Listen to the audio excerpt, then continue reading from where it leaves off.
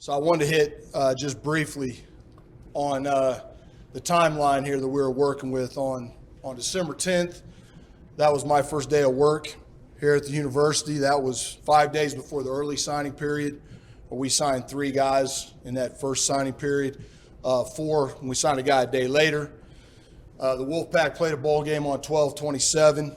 Oregon played a bowl game on 12/29. Ohio State played on 1/1. We had coaches on all those games, so we were behind there a little bit. And then we had our first day in the office. Our first full-time day in the office was January 9th. So from January 9th, we had 3 recruiting weekends. Every guy that we brought in on an official visit committed to the University of Nevada. So we didn't have many official visits left. The previous staff had used 40 of our 56. So we had to be pretty good at that. So we were 100% on those. And obviously today on 2-2, we've got a signing class together. So we used high school, junior college, and transfer portal players. So I'm saying that because in the old days, you had one signing day, you had freshmen in junior college. When you add portal guys in, you have to talk about years of eligibility. So in this class, we had 13 guys, and we signed this class have 4 years of eligibility left. We had 7 that have 3 years of eligibility left. We have 3 that have 2 years of eligibility left, and we have 2 graduate transfers with 1 year of eligibility. So we split it up as much as we could throughout a whole cycle of classes here. So we're not just taking a bunch of junior college or a bunch of high school guys. These guys are split up amongst 4 classes to integrate in with the team that we have. So I think that's important to say because that's new in college football. When we got here, we thought we would sign our 25, and if we signed our 25 because of the guys that had left this program, we would get 7 more and have 32 scholarships. One of the assumption that we would have 32 scholarships when we got here. The previous staff had used 6 of those in fall camp, of which 3 of those players of those 6 were already gone from this program. So we had to go into this with 26 scholarships. So as I'm going through the numbers, they had used part of the most of the official visits, and they had already taken 6 of the class that we had. 3 of those are still in our program. So when you see the class pop up here, you're going to see 3 guys in this class that were with these guys and with us in fall practice. But I wanted to add them into the class so everybody can see the numbers that we were working with when we got here. So that's kind of the numbers. As of today, we still have 2 guys we're working with to get stuff in. We're still available, and we still have 2 open scholarships. We kept 2 open for the best available players we could get between now and next season. So we have 4 scholarships of ours. We signed 22, and we still have 4 available at this time. Still working on those to see if we get the best available options that are still out there.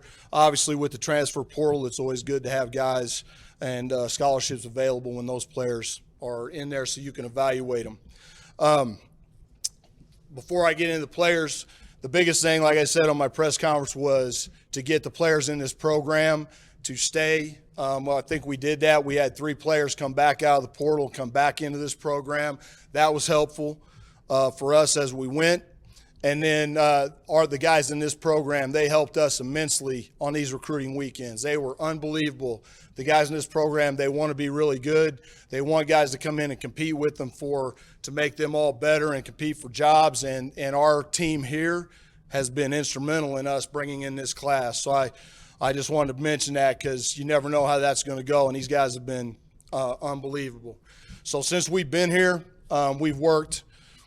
The staff here has been working nonstop since we got here. We've got some great help from Joe Flores in our compliance office, from Drew Graff, our academic guy, all of our staff, our media services guys, our recruiting people, our player personnel directors, and many, many people in the community that have helped us on these recruiting visits and getting things set up for us and opened their arms to us. And we wouldn't have had any chance in this time frame to sign this kind of class and this number of guys without all those people and all the help and the time that they've all put in to help us. So how do we build it? So first thing we had to do when you go into a program, we had to solidify the offensive line. So that was, you cannot have, people say defense wins championships. That's part of it. The number one thing is offensive line wins championships. You have to be able to protect and run the ball, to be able to pass the ball, to be able to win football games. So we signed 4 transfer offensive linemen that can be in here right now to help us. They're all on campus right now with our offensive line, which gave us 14 scholarship offensive linemen for spring football. That was huge in what we were trying to do. The second part of that is we signed 3 tight ends to go with the tight ends that we already have. This offense is going to be driven by personnel groupings. We didn't have many tight ends in the program. We need tight ends to do the things we're going to do, so we went heavily into offensive line and tight ends. So that was our first steps to get in there. Then we went through the rest of the offense and defense and got the best available players we could have to solidify positions and get position depth. And finally, we got a quarterback to come into this program that we are very, very, very excited about, a young quarterback with a very strong arm, can run the football. He's come a program that's known for quarterbacks, and our guys went into Hawaii and got him, and that was a big deal that he stayed with us throughout the signing period, and we are very excited, and I'll go over him in just a minute. The other part of that is, and I'll just mention it, the other part of that is with the roster numbers that we had to deal with and to get through.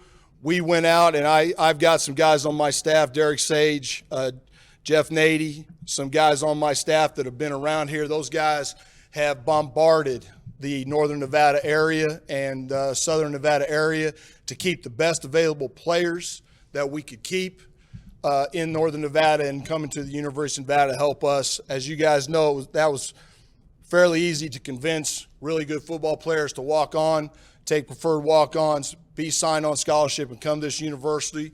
All they have to do is look at the Super Bowl, right, and see the starting right guard for the Los Angeles Rams. It was a walk-on, preferred walk-on here, and is now playing for a Super Bowl championship. So we were very happy with that effort, and we continue that effort to help bring Northern Nevada players into this program, Southern Nevada players into this program, Nevada players into this program. So I wanted to hit that briefly. I'm going to go through the class here, and I'm just going to hit each guy briefly. I'm going to start with the defensive line. I'm going to start with William Green, I believe.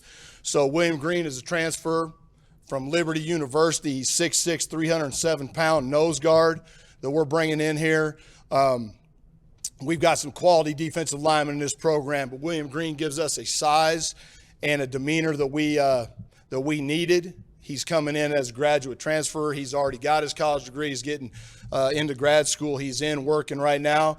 He is a big body that can take up a lot of blocks, make a lot of plays for us on the inside. So I'll start with there. Then we went for a high school guy, a defensive end, Ike Nakini from Las Vegas. He's a 6'3", 230-pound defensive end from Coronado High School in Las Vegas. We liked his versatility. He can stand up. He can put his hand on the ground. He's a good edge pass rusher, and we needed some edge pass rushers in the scheme that we're going to be producing here.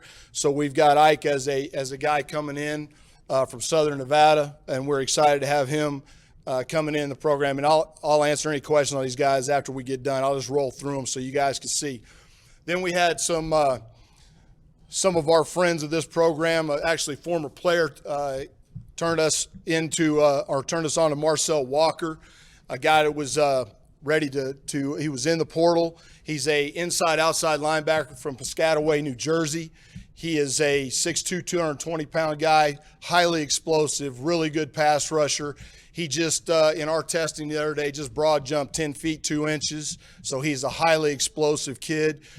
He's got this, and as I go through here, this is a guy that's still got 3 years of college eligibility left as he goes. So he's coming in here to play multiple positions for us in the defense, and we're excited about him.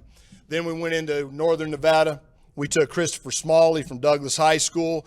He hasn't played a lot of football the last 2 years. He's had a couple just freak injuries. He's playing basketball right now. He's got a family history. His father was a very, very good football player. He's got the frame, size, speed, effort. He's really been a joy for us to recruit since we've been here. He's right in the middle of basketball right now, so we're trying to put a little weight on him. We've got him at 205 right now, which is hard to do during basketball season for him. But we're excited to have him in and his athletic ability coming off the edge as an edge pass rusher. So Christopher is with us right now. Then we had a guy that was on our radar in some of the previous places we were. He's a 6'6", 210-pound quarterback, actually, from Arcadia, California, named Jonathan Maldonado, that we saw at a few camps this summer as an outside linebacker. So he hadn't done that much, but he is an explosive guy. He's on one of the best basketball teams in Southern California right now, down in his area. And we got the chance to work with him at camps, and we've been on Jonathan for quite a while now, and we were happy that we got him to come up here. He is size 17 shoe as a senior in high school, so this is going to be a big man by the time he fills out, and we're really excited about his pass rush potential the second he gets on campus. Stone Combs, linebacker out of Utah. He's a guy that is the number one 215-pound wrestler in the state of Utah. He's having a great season right now, great wrestling season. He's got high effort on a team that had some really good linebackers. He was one of the top linebackers on a high school team that had 3 of them on that team. We're really excited about what he can do. You can see there in his high school career, he had almost 350 tackles. He had a lot of production, and he is a monster wrestler, and we're really excited to have him as an inside linebacker coming in, a guy we got out of Utah.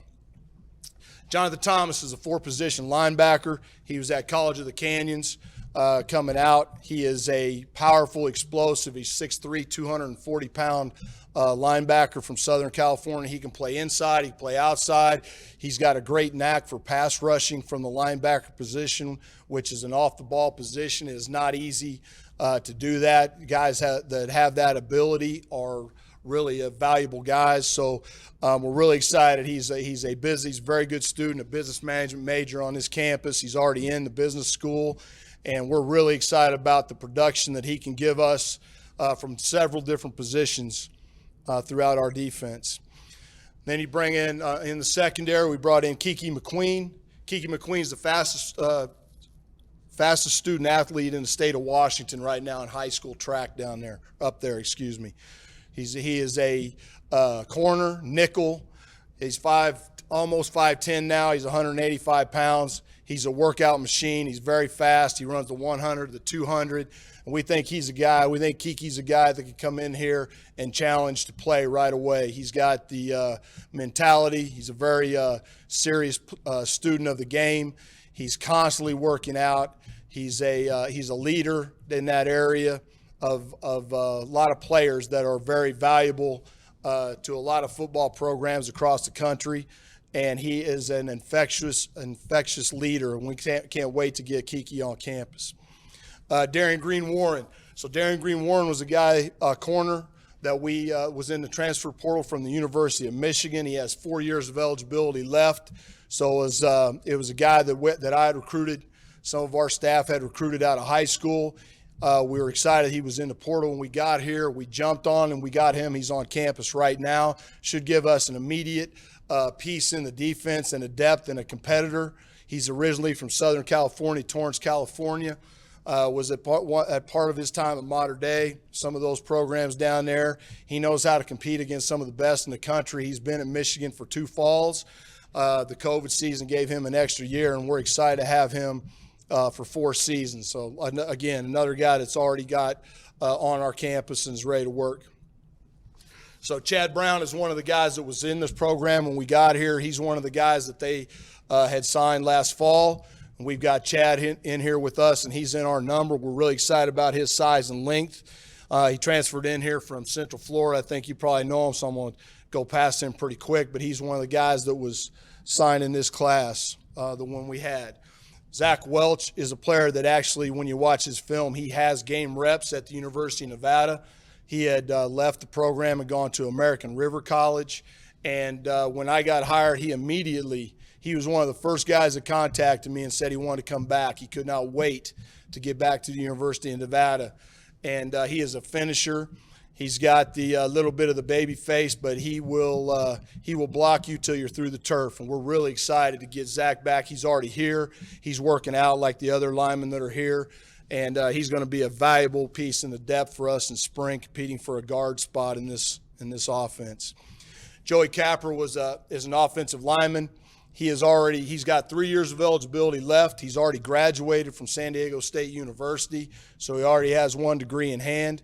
When I originally went to Oregon, he was committed to the University of Oregon, so we've known him for a while. He's from right up the mountain here at Auburn, and we are very excited. He can play all five. He can play all 5 offensive line positions, as well as he was even used as one of their H-back tight ends at times down at San Diego State. So a really good athlete there. Joey's on campus. He's training at center, guard, and tackle for us right now. Kai Arneson. Kai Anderson is a offensive lineman from Monument, Colorado. He was at the University of Oregon. He has 4 years of eligibility left. He's 6'7", 305 pounds. He's also a 5-position guy. He played center, guard, and tackle at Oregon, and gives us great depth and versatility all across the front there. So Kai's a big man, and we're excited to have him. So next guy is a portal guy. A transfer. He also has 4 years of eligibility. Cole Feinauer. He's 6'6", 310-pound offensive tackle. He's originally from Cheshire, Connecticut, where Louis Adazio, our offensive line coach, is from, and it was most recently at Colorado State University. He was a high school defensive end. When you watch his high school highlight tape, he was a defensive end tight end. At that time, he's actually got interceptions and touchdowns on his highlight tape, but he's going to be a really big athletic offensive tackle for us in this scheme. So really excited. Cole's also already here training with us. And then a couple of these offensive linemen were also here when we got here. Isaiah World, who's here with us right now, was here in fall camp, but was signed in this class. Really excited about the potential of him out of Lincoln High School in San Diego. It's been a big program for this university for a long time. 6'6", 300-pound tackle. We're excited about him. And then Jacob Nunez from Arizona State, Lompoc, California, down where Vi, Tao, and the family are from. And he's also got 3 years of eligibility left, and he's here with us right now. So that solidified our offensive line positions. Okay, then Keenan Spear Johnson's a wide receiver from Mountainside High School and Tigard High School in Portland, Oregon. Keenan was a guy that I have known since he was a baby. His uncle, Dwayne, was signed a scholarship to play football here when I was here quite some time ago, ended up going into Major League Baseball. His uncle was a recruiting coordinator. His father was a recruiting coordinator at the University of Oregon with us, and his dad his grandfather is the defensive line coach for the Carolina Panthers and worked here with me for 8 or 9 years. So we have a strong family history with him. He was born and grew up being a huge University of Nevada fan, and we're really excited to have him. He can play H-back and wide receiver. He had a really good junior and senior seasons up there. So excited to have Keenan and the Johnson family back in. Spencer Curtis, the all-time yardage receiving leader in the state of Utah. He was one of the wide receivers. He started at Weber State before going on a mission. Then he was at the University of Oregon, and now he's here with us. He's the all-time leading receiver and yardage receiver in the state of Utah. His dad was a basketball player at UNLV. We didn't hold that against him, and was actually roommates with Ethan O'Brien, one of our former Hall of Fame basketball players. So we had a few ties to get Spencer here with us in the Wolfpack Blue. So excited to have him. He's also already here. B.J. Casteel. B.J. Casteel is a 3-year starter at the University of Arizona. He's a graduate transfer wide receiver that came here when we got here. He's already in school. He was a player that we recruited out of high school. We ended up not getting when I was at Washington State, but we're happy to get him back now. He's a slot receiver, outside receiver. He's a kick returner. He's also played running back at Arizona. He is a Swiss Army knife of a wide receiver slot special teams player that has big-time reps, big-time games in his career. He's got 90 catches for 880 yards in his career, as well as 4 touchdowns at the University of Arizona. So we're excited to have BJ here with us. And then we've got Elijah Barkley from San Juan Hills High School, Southern California. He's 6'2", 175 pounds, one of the fastest wide receivers in Southern California. He's got a specific skill for us. He can run faster than I would dare say any wide receiver in this program right now. He's going to be a guy that can take guys deep. He runs great routes. He's got great hands. Family down there that has helped us with him, and a school that we've had success with in my past. And we're excited to have Elijah here running deep routes for us and getting the middle of the field deepened up in the pass game. Then we went, I'm going to finish, get to these last few players. So then we brought in the tight end. Jacob Monroe was a high school quarterback down in Southern California. He went to Orange Coast College where they made him a tight end. He is now a 6'5", 255-pound tight end. He is a blocking specialist. He did have some catches down there, but he is a monster blocker. He is already here on campus doing great things for us, and we're really excited to have him come in to help with the tight end. The next tight end is originally a Sacramento guy named Cooper Schultz. He's a 6'6", 240-pound tight end. He's got 3 years of eligibility left. He came down from the University of Oregon. He's played in games, a really good special teams player. He's also a really good blocker, great hands for a receiver. High school player. When he was in high school, did a lot of things for his high school. So we're excited to have Coop down here with us. And then Dyson Frank. So Dyson signed with us today. Dyson's at Snow College. Dyson's 6'7". When we weighed him this weekend on his official visit, he was 250 pounds. So he's a 6'7", 250-pound tight end. He was a college basketball player at Pace University, I believe, in New York, that decided to play and went to Snow Junior College. And Derek Sage did a great job there of that relationship. He is a big guy that's going to be an unbelievable receiving tight end. He runs a 4.5 40. His dunk tape on his highlight tape from college is impressive. He's decided about a year and a half ago that he wanted to play college football and gave up a college scholarship to go to Snow Junior College and has worked his butt off. He went from being a 210-pound basketball player to a 250-pound tight end. And Derek and those guys knew he was up there, got involved in that recruiting, and we got him to come this last weekend and commit and sign with us today. And we could not be more excited to have Dyson Frank come in. There's a name you guys are going to hear a lot here in the next few years. Running back, Cross Patton. Cross is a 5'6", 170-pound running back that came from the University of Oregon. He's from Atlanta, Georgia. He's a special teams guy. He runs. He's a punt returner, kick returner. He's got exceptional feet. He runs all the jet sweeps. He can do anything on special teams. He's pound for pound one of the toughest football players I've ever been around as a coach.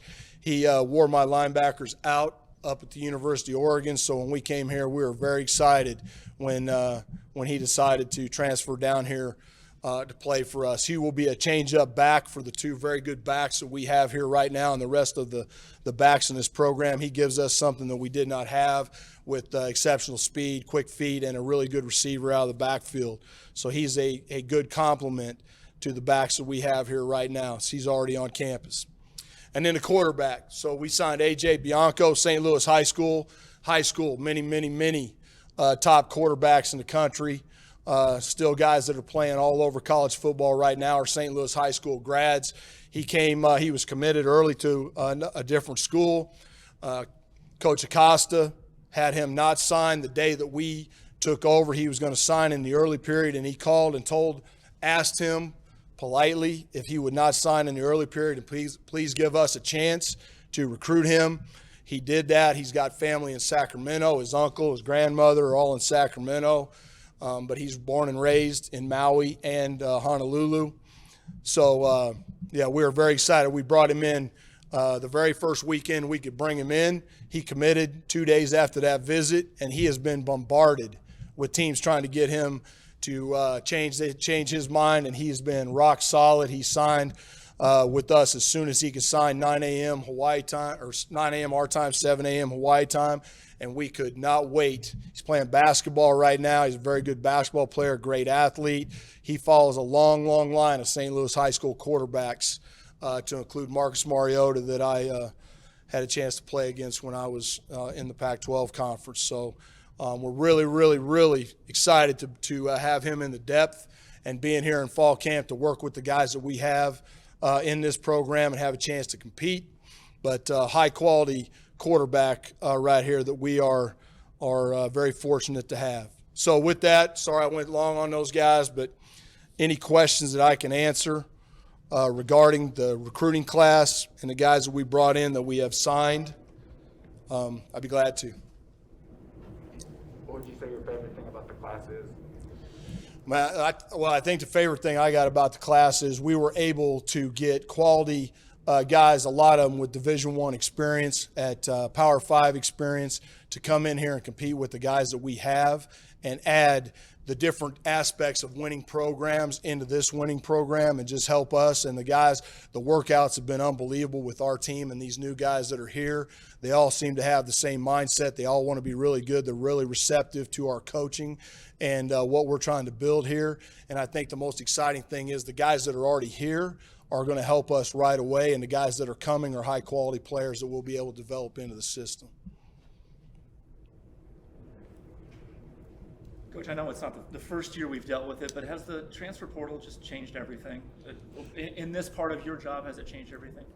The transfer portal has been a blessing and a curse, right, for college football. But it helped us at this time coming in with the amount of attrition that we had to be able to bring guys in that had talent, reps, were veteran college football players. It gave us a chance to get players that we had history with, that we knew, that we had coached against, as opposed to high school relationships that take a while to develop. And we did not have that chance in that quick amount of time to get a lot of high school development. So we got the guys in high school that we knew, that we could trust, that we knew were good football players, and then we supplemented with those portal guys. So it's a third finger of college athletics now that needs to have some guardrails added to it as we learn how this goes. But it's the high school, JC, and now the portal is giving you three options as far as building a roster, and it could also deplete your roster really fast, as we know. How important was it to you to be able to keep a lot of players home here and offer them the preferred walk-on spots? When I was here in the past, and when I was here a long time, some of our best players were from this state. And my son walked on here and earned a scholarship, so I know the feeling of the head coach calling and saying somebody's earned a scholarship, because I've done it with my own son. He 2 years in this program, and Brian Polian called his mom and I, and it was one of the greatest feelings of our life. Not only do we not have to pay for his college education anymore, but the earned scholarship that he was able to do. So I know that feeling. I was the guy that was involved in Austin Corbett, Mike Crawford, some of the best players that have played here. So it was one of the first things that we did when we got the staff together was designate coaches that knew this area. Jeff Nady, who was an unbelievable player here and an area player. Derek Sage, who was a coach here, played here, was a good player. Myself, all those guys, it was a main priority to get to all the best players that we could get to, and as many as we could get, try to get them in this program, knowing not only was that beneficial to them, but beneficial because a lot of those guys are going to end up being great players here. Coach, you opened with the timeline, and I'm wondering, if you picture yourself on December 10th, as you mentioned, and then compare it to today, did you get to where you wanted to be, do you think, in whatever that 5-6 weeks might be? I mean, I think we're way ahead of where we thought we would be right when we took over. The portals helped us. There was a little bit of not knowing there because we were all coaching bowl games and we were putting a staff together, and a lot of those coaches, every one of those coaches felt that it was important that they coach their teams and with their players in the bowl games. And I was fully on board with that, as the president and the athletic director were supportive of me doing that with my team. And so there was a little bit of not knowing, but we worked our butts off for the last 5 weeks here. We've had such a huge and positive reception across college football in this community. And we put together and brought in some players that we think can help us win championships. So as we didn't know 5 weeks ago, we know today that we made a large dent in improving this program. As you look at the roster and have a couple scholarships left, is there a position group or area that you would like to upgrade the team before you guys actually get on the field? Well, I mean, if you asked every coach in that room, he wants one for his position, right? But I guess I have to make those hard decisions. And I've told him right now, with the last 2 spots, we're going to take the best players that we can find that can help this football team. That may be a punter. That may be an edge pass rusher. That may be another tight end. I'm not sure. But there are a lot of guys out there right now because of the COVID years, the COVID freebies, all the bodies that are log jammed in college football right now. There are a lot of really good football players, either in the portal or in JC or in high school, that would normally be getting scholarships that aren't because of the large amount of COVID free players in college athletics right now. And that's trickling down throughout all levels. So we're going to find, I wish we had more than that, but we're going to find good players. And I don't want to tie ourselves into a certain position. We're going to evaluate every guy that we can evaluate. And if it can help us win a championship, we're going to bring them in here. As you look at classes moving forward, do you have like a percentage you'd like to be high school players versus transfers? Is there a model you will try and follow moving forward? That's why I started. That's a great question, Chris. That's why I started with the amount of eligibility years of the guys we signed, because in the old days it used to be exactly that, right? How many JC guys, how many high school guys? But with the portal, that's changed into how many years of eligibility guys, because you can get 4-year, 3-year, 2-year, 1-year guys out of the portal, and then you can get high school guys with 4. Then you get JC guys with 3 or JC guys with 2. So we're looking to split out our classes equally, and we got to do that through high school, JC, and portal guys. And the factor that you didn't used to have is if we're short in high school guys and we're not finding them, we can go get 4-year portal guys that are out there to keep supplementing the class. So it's a whole new – we literally have guys just on our staff that's all – they're looking at the portal constantly. It's almost like college free agency. And until the NCAA can kind of put some guardrails on that, it's kind of like the Wild Wild West. Everybody's trying to figure it out and learn it as we go. But I think we used the portal, we used JC, and we used high school about as good as we could do when we split this class out. And in the future, we'll just have to see, how that works. When you look at 100%, I guess, commitment rate on the kids who did come onto campus, was that surprising to you, or is there just something about getting them here that? I don't know if it's surprising. I mean, we had, just like today, when we had some of the best weather that you could possibly have. That's always a factor, right? You never know. We have great weather usually in January around here. We had great sunny weekends. We're taking pictures in the stadium. We're walking around campus in the middle of January, and they're not doing that all over the country. We got a beautiful community here. We've got people that are helping us. Our team was awesome. We took recruits to the UNLV Nevada women's basketball game with our whole entire team, and they loved it. The families loved that our team was out there and that they were part of the athletic community. I mean, so I wouldn't say I was surprised. We were really happy about it because we didn't have a lot of cushion there, to bring in a bunch of extra guys. So the guys that we brought in were it just worked out. We had the right guys. Everybody enjoyed each other. Our team was always around. I've never been around in everywhere I've been, even here in the past. I've never been around a team like this football team at Nevada that the athletes in the program are more willing to come. If we're having a photo shoot on the field, 25 guys will show up and be around the recruits, and that's a credit to them and how much they want to win and how much they want to be better. That our guys were they're calling us going, Coach, can we help you recruit this weekend? Like, what can we do? When are you going to be out there? When are the players going to be? I got tight ends calling me. Hey, when's the tight end showing up? I want to meet him. Quarterbacks wanted to host quarterbacks, and that's when you know you've got a start of competition, which can make your program better. So we were fired up about the weekends that we had and how smoothly they went. Coach, I think it was 4 Oregon guys in the end. Do you maybe expect a little bit more from them, or the B part to that? Can they serve as kind of almost captains in a way? Like they can communicate with you, they know you, and now they can communicate with their new teammates. Right. Well, I think so. I mean, I knew them, right? I worked with them. They were all offensive players, which is different. All those guys were offensive players, but they were guys that I saw from being the co-coordinator and the linebacker coach there. I saw them on a daily basis going against my guys. So, quite frankly, there's a lot of guys that I've either recruited, coached against, coached that were trying to contact us to see if, and a lot of the coaches, there's a lot of that out there, guys in the portal or guys in high school that guys have been recruiting, and we just evaluate them. Could they help us win? What's their mentality? And the thing about the 4 guys that came here are, we knew what they're about. We know what they're like in the locker room. We know what they're like in the classroom. We know how they go about their business on a daily basis. So they're a known commodity there, and they know at least me and the staff that was at Oregon. They know us, so they know what we're expecting and they know what we're about, and they still want to come here. So that was a good thing. You mentioned that you had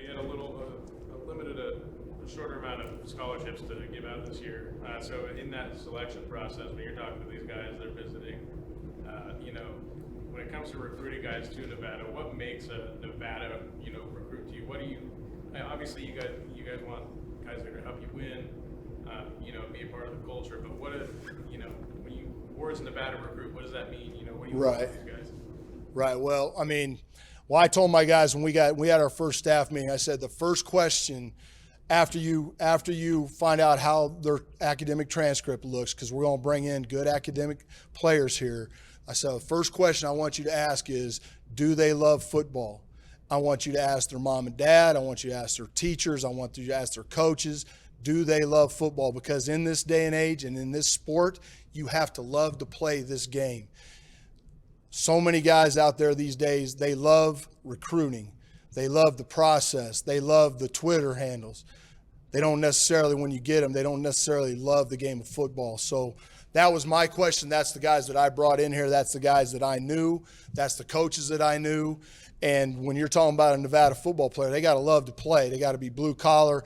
This thing was born on run to win. It was born on fourth quarter championships, overtime championships, national championships, coming from behind, playing in the snow, playing in the rain, playing in the beautiful sun, going to Hawaii, long trips, all the things that make this program what it is, and the toughness that this program was built on, and why we won a lot of games, because our players, frankly, were just willing never to lose. And so part of that goes back to, do you love the game of football, and are you willing to do anything and everything you have to do to be a great football player? And that's what we're trying to bring in, as many of those guys as we can bring in, and they'll pull the other guys along. You mentioned Austin Corbett. I know you didn't get to coach him, but you kind of helped him get here Yep. with that initial email. How much do you sell that to guys, not scholarship guys, but just any guy that, if you come here, you can get to that ultimate goal of playing in the Super Bowl? Yeah, we sell it to a lot of guys. We sell it to everybody. Austin is a great ambassador for this program, for this community, as was Brandon Marshall, who played in the Super Bowl and came here as a 4-year starter out of Las Vegas. There's a lot of players like that. Mike Crawford. They're all over the Northern Nevada. They're all over Las Vegas. But Austin was truly a guy that he sold himself. He had the will to email me and just say, Coach, just ask him, please. Ask him to give me a chance to play. All I want to do is play at the University of Nevada. That's all I want to do. Just ask him to give me a chance. So I went to Brian Polian, at the head coach at the time, and said, dude, I'm leaving. I'm going, but you guys need to take this guy. There was another line, Jeremy McCauley. I remember I'm like, you need to take these 2 guys. They're Northern Nevada guys. They're tougher than anybody that you're going to bring in this class. I'm just telling you, take a chance on them. And those 2 guys came here. Both of them were starters. And to this day, I've known Austin Corbett since he was my Little League catcher on my Little League baseball team. So I'm proud of him. I'm proud of the university.